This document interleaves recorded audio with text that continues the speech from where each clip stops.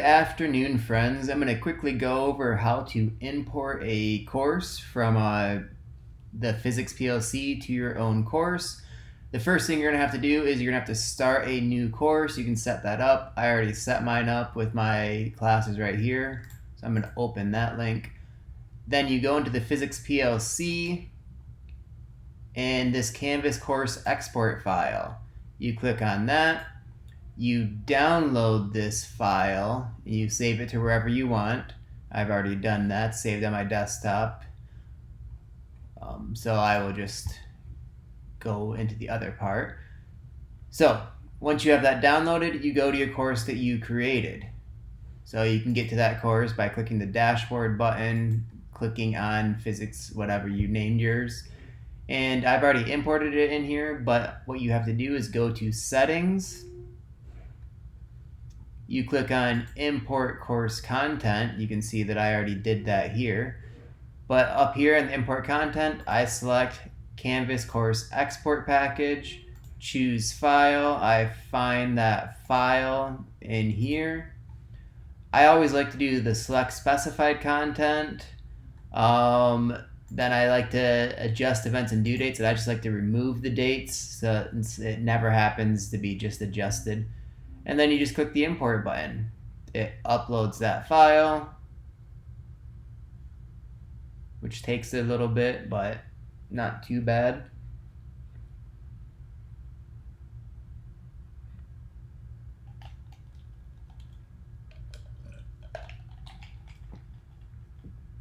Grab a drink of water while you wait.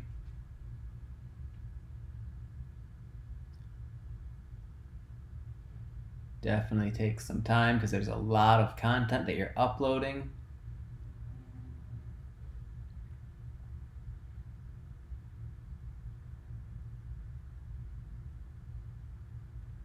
This is also how, if you want to import other parts of other courses, this is how you can also do it by selecting specific content.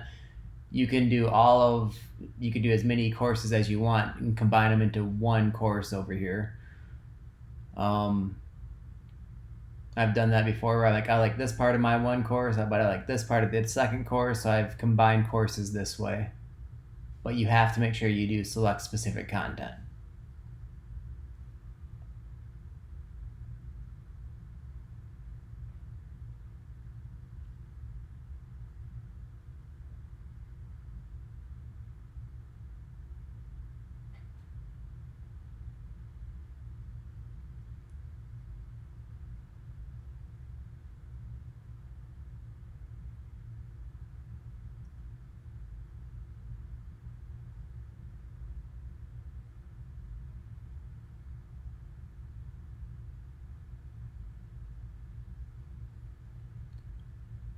Once it's there, it'll come up over here with queued.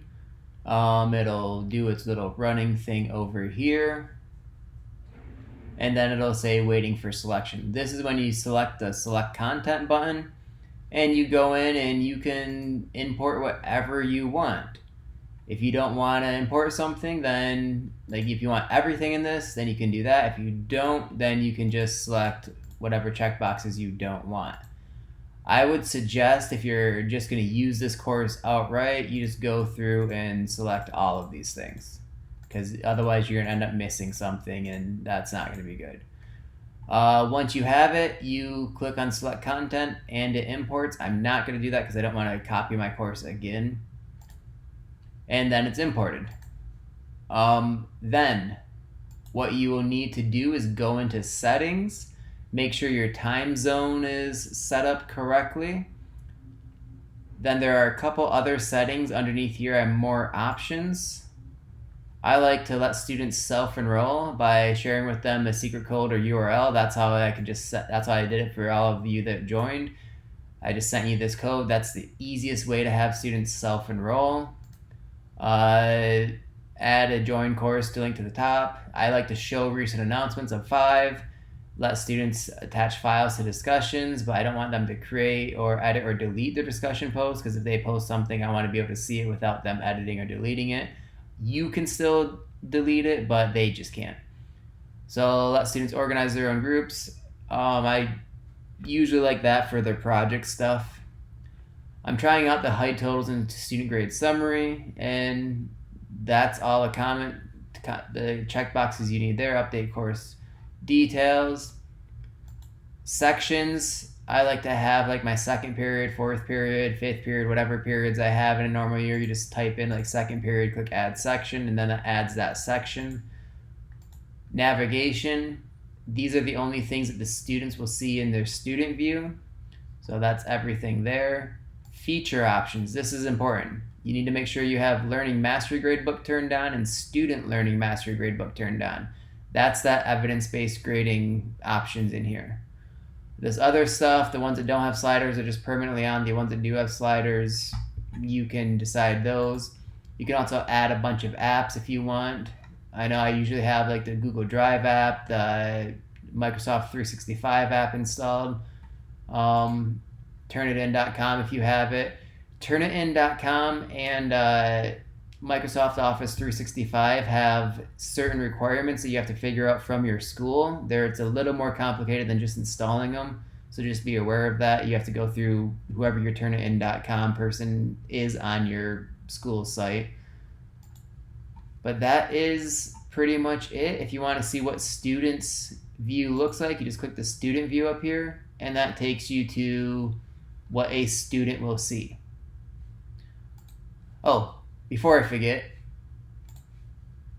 then once I was in here, I went in, I turned this off, I unpublished this, and I unpublished all of this stuff, and then for each unit, I unpublished the PBA. I do not want the students seeing this stuff, and I do not want the students seeing the PBA until we're ready for the PBA.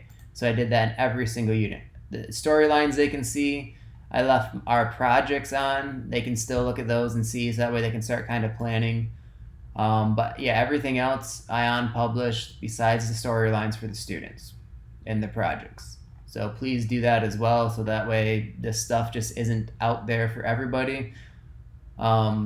Just to kind of keep it a little more secure. Besides that, I did update this, and I updated my plan for success. That's kind of our syllabus. But yeah, if you have any other questions, feel free to shoot me an email or give me a call. But other than that, have a great day.